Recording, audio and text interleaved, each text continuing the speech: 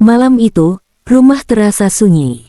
Hanya suara televisi yang menyala di ruang keluarga, menampilkan drama yang bahkan tidak terlalu diperhatikan oleh Raka. Ia duduk di sofa, mengenakan kaos oblong dan celana pendek, sambil menggulir layar ponselnya. Di dapur, ibu mertuanya, Siska, tengah mencuci piring dengan gerakan pelan. Siska masih terlihat menarik di usianya yang mendekati 50-an.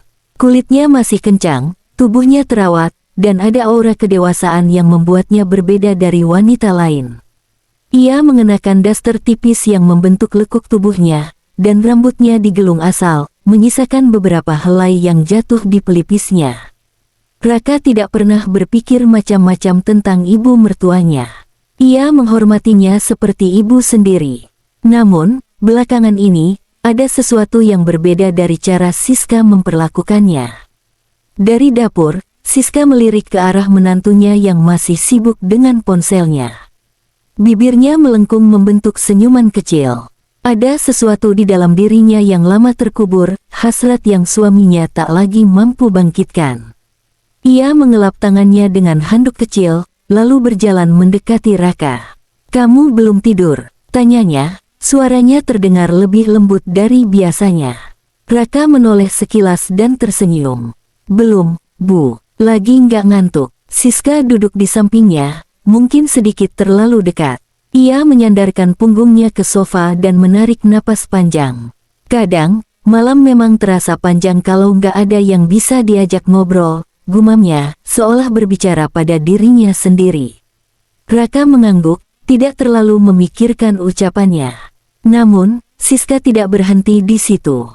Ia menyentuh lengan Raka dengan lembut, hanya sekilas, tapi cukup untuk membuat pria itu menyadari ada sesuatu yang berbeda.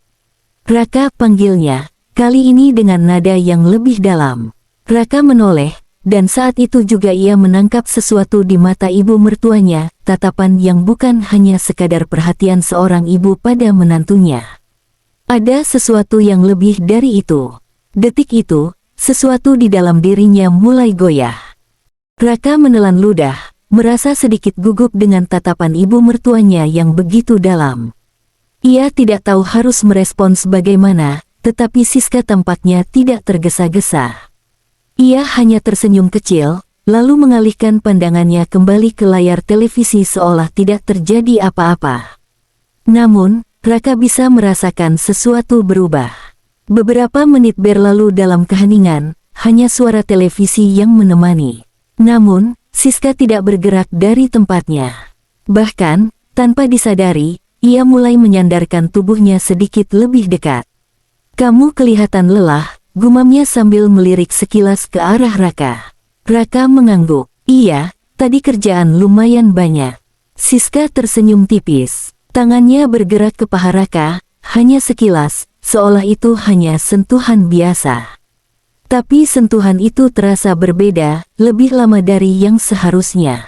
"Jangan terlalu capek, laki-laki harus jaga tenaganya," katanya dengan nada yang terdengar lebih dalam, hampir seperti bisikan. Raka merasa jantungnya berdegup lebih cepat. Ia tidak bisa mengabaikan gestur itu. Ibu mertuanya, wanita yang seharusnya ia hormati seperti ibu sendiri, baru saja menyentuhnya dengan cara yang tidak biasa. Siska kemudian berdiri, meregangkan tubuhnya dengan santai, membiarkan dasternya sedikit naik, memperlihatkan lebih banyak dari yang seharusnya.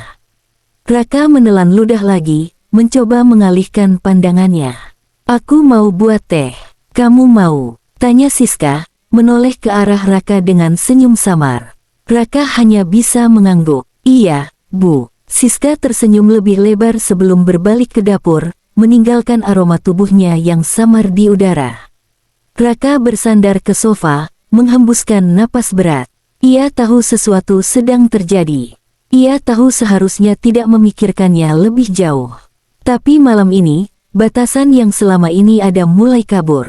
Dari dapur, terdengar suara air mengalir dan dentingan halus gelas yang disusun. Raka duduk di sofa, mencoba mengalihkan pikirannya, tetapi bayangan sentuhan Siska tadi terus terulang dalam kepalanya. Tak lama, Siska kembali dengan 2 cangkir teh. Ia meletakkan satu cangkir di meja di depan Raka, lalu duduk kembali di sampingnya, lebih dekat dari sebelumnya. Aroma teh hangat bercampur dengan wangi tubuhnya yang lembut, sesuatu yang kini lebih sulit diabaikan oleh Raka. Siska menyeruput tehnya perlahan, lalu melirik ke arah menantunya. "Kenapa? Kamu kelihatan tegang," ujarnya dengan nada menggoda.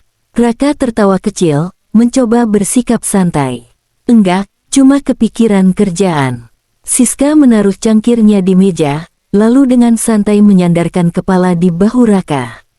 "Kasihan kamu, pasti butuh sesuatu buat rileks," bisiknya, nada suaranya hampir seperti rayuan. Raka menegang. Ia bisa merasakan kehangatan tubuh ibu mertuanya menempel di lengannya. Ini sudah bukan sekadar keakraban biasa, ini sesuatu yang jauh lebih berbahaya. Siska lalu mengangkat wajahnya, menatap langsung ke mata Raka dengan senyuman samar. "Jangan terlalu serius, Raka. Kadang kita harus menikmati momen." Jari-jarinya yang halus lalu menyentuh tangan Raka, mengusap pelan.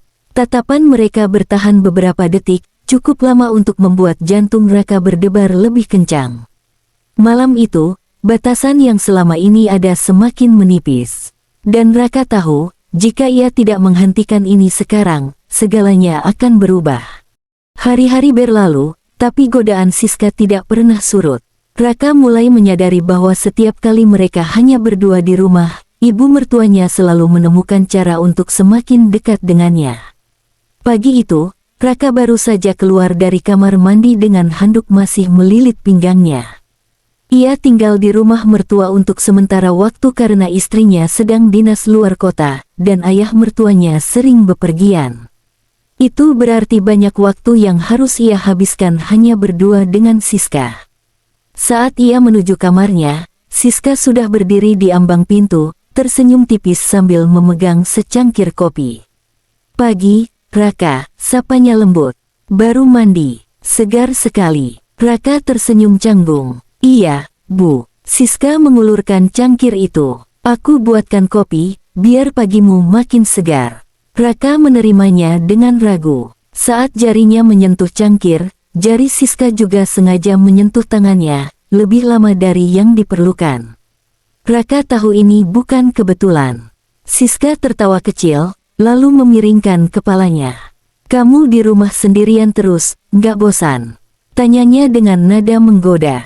Raka mengangguk, mencoba bersikap normal. "Lumayan, sih." Siska mendekat, lalu menghela napas pelan. "Kalau butuh teman ngobrol, aku selalu ada," bisiknya sebelum melangkah pergi, meninggalkan aroma parfumnya yang lembut. Raka berdiri diam di tempatnya, jantungnya berdetak lebih cepat. Ia tahu godaan ini tidak akan berhenti. Dan yang lebih berbahaya, ia mulai menikmatinya. Siang itu, rumah terasa sepi. Raka sedang duduk di meja makan, menikmati makan siangnya sendirian. Siska baru saja selesai mencuci piring di dapur, tapi bukannya langsung pergi, ia malah tetap berada di dekat Raka, mencari alasan untuk mengobrol.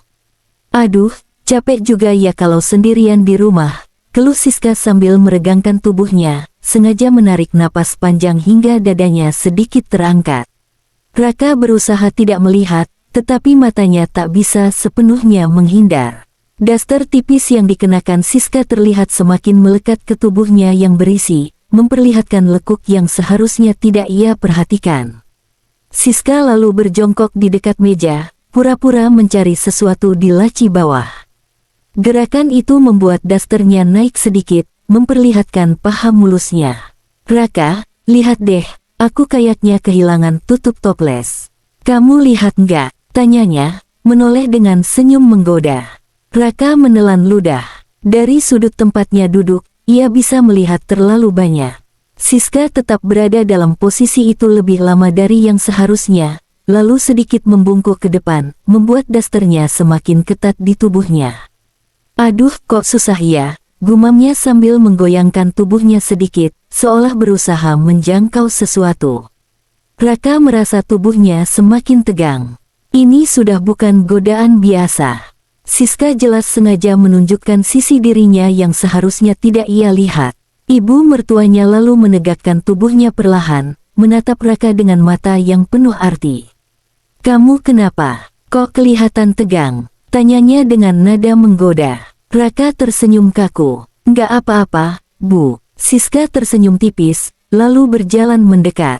Tangannya dengan lembut menyentuh bahu Raka, memberikan sedikit pijatan. "Santai aja, Raka. Aku kan cuma bercanda," bisiknya di dekat telinganya. Tapi keduanya tahu, ini lebih dari sekadar bercanda. Siska semakin berani. Setelah menyesap anggurnya, ia meletakkan gelas di meja dan kembali menatap Raka dengan tatapan penuh arti.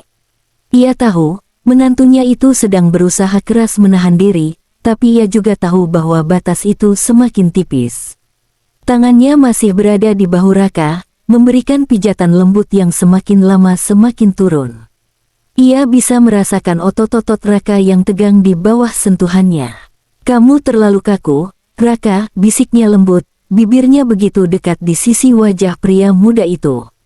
Ia lalu bangkit perlahan, berdiri di depan Raka dengan postur menggoda.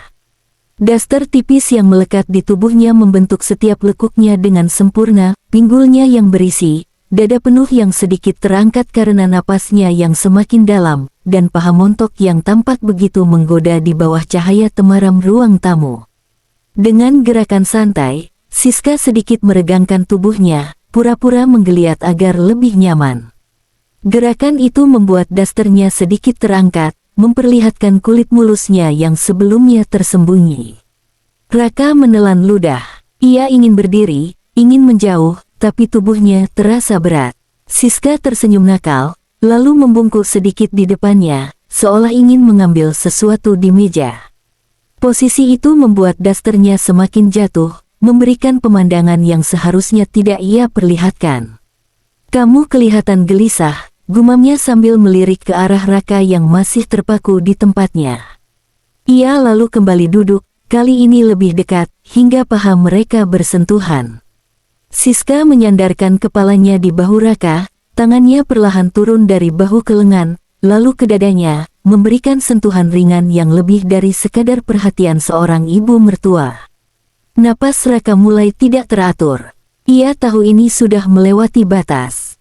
Tapi saat Siska menatapnya dengan mata penuh gairah, ia juga tahu bahwa ia tidak bisa lagi menolak. Malam itu, semua batasan yang tersisa akhirnya runtuh. Raka berdiri di bawah pancuran air hangat, mencoba menenangkan pikirannya. Sejak tadi, bayangan Siska terus menghantuinya, tatapan matanya, lekuk tubuhnya, dan bagaimana ia begitu berani menggoda. Air mengalir membasahi tubuhnya, tetapi ketegangan dalam dirinya tak juga hilang. Ia menutup mata, mengembuskan napas berat, berusaha mengusir pikiran yang semakin menggila. Tiba-tiba, suara pintu kamar mandi terbuka pelan.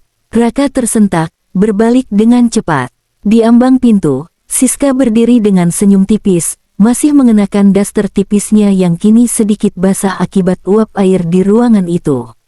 "Maaf ya, Raka, aku lupa mengambil sesuatu," katanya santai, tapi tatapannya mengatakan hal lain. Raka menelan ludah, merasa jantungnya berdebar lebih cepat. "Bu, saya masih mandi," ucapnya, suaranya sedikit bergetar. Siska tidak menjawab, ia justru melangkah masuk, menutup pintu di belakangnya. Kamar mandi yang sebelumnya hanya dipenuhi suara air kini terasa begitu sunyi, hanya ada mereka berdua dalam jarak yang begitu dekat. Ia bersandar di dinding, matanya mengamati Raka dengan penuh ketertarikan. "Kenapa kamu tegang begitu?" "Aku cuma mau ngobrol sebentar," bisiknya. Ia melangkah lebih dekat, uap panas dari air membalut tubuh mereka, menciptakan atmosfer yang semakin menggelora. Raka mundur sedikit, punggungnya menempel pada dinding, sementara Siska berdiri tepat di depannya. "Kenapa harus menghindar, Raka?" tanyanya lagi, kali ini suaranya lebih lembut, penuh godaan. Ia mengangkat tangannya, menelusuri garis rahang Raka dengan ujung jarinya. Sentuhan itu kecil, tapi cukup untuk membuat napas Raka semakin berat. "Kita nggak boleh seperti ini, Bu," gumam Raka, meskipun tubuhnya sendiri mulai bertentangan dengan ucapannya. Siska tersenyum kecil, lalu mendekatkan wajahnya ke telinga Raka. "Kalau memang nggak boleh, kenapa kamu nggak menghentikanku?" bisiknya. Raka tidak bisa menjawab. Tubuhnya sudah terlalu panas, pikirannya sudah terhanyut dalam godaan yang terlalu kuat untuk ditolak. Dan saat Siska akhirnya menyentuhnya lebih dalam, malam itu berubah menjadi sesuatu yang tak lagi bisa mereka hindari. Sejak kejadian di kamar mandi itu, suasana di rumah terasa semakin berbeda. Raka dan Siska seperti dua orang yang berjalan di atas benang tipis, sadar bahwa mereka sudah melangkah terlalu jauh, tetapi tak bisa berhenti. Pagi itu, Raka duduk di meja makan, mencoba menikmati sarapannya. Namun, pikirannya terus kembali ke malam itu, tatapan Siska, sentuhannya, dan bagaimana semuanya terasa begitu nyata. Siska muncul dari dapur, membawa secangkir kopi. Hari ini ia mengenakan daster yang lebih sopan, tetapi tetap saja tubuhnya yang montok terlihat jelas di balik kain yang membalutnya. Ia berjalan mendekat, duduk di kursi sebelah Raka, lalu menyerahkan kopi itu padanya. "Kamu nggak banyak bicara hari ini," ujarnya dengan nada menggoda. Raka menerima cangkir itu dengan gugup. "Saya cuma lagi banyak pikiran, Bu." Siska tersenyum kecil. Ia menyandarkan tubuhnya ke kursi, lalu menatap Raka dengan penuh arti. "Kamu nggak nyesel, kan?" tanyanya pelan. Raka menelan ludah, tak tahu harus menjawab apa. Siska tertawa pelan, lalu mencondongkan tubuhnya ke depan, mendekatkan wajahnya ke arah Raka. "Aku tahu kamu menikmatinya, Raka. Aku bisa merasakannya," bisiknya. Raka terdiam. Jantungnya berdegup kencang. Ia tahu seharusnya ia menarik diri, menghentikan ini sebelum semakin dalam. Tapi setiap kali Siska mendekat, tubuhnya seakan mengkhianati pikirannya. Siska mengangkat tangannya, jemarinya menyentuh dagu Raka, memaksanya menatap langsung ke dalam matanya. "Jangan terlalu banyak berpikir, sayang," lanjutnya, suaranya manis menggoda. "Kita cuma mengambil apa yang kita butuhkan." Raka menutup mata, mengembuskan napas berat. Ia tahu ini sudah tak bisa dihentikan. Godaan Siska terlalu kuat, dan ia, tak peduli sekeras apapun berusaha, sudah tak bisa menolak lagi. Dan pagi itu, di ruang makan yang seharusnya menjadi tempat yang biasa saja, batas di antara mereka kembali menipis, membawa mereka semakin jauh ke dalam pusaran yang tak lagi bisa dihindari.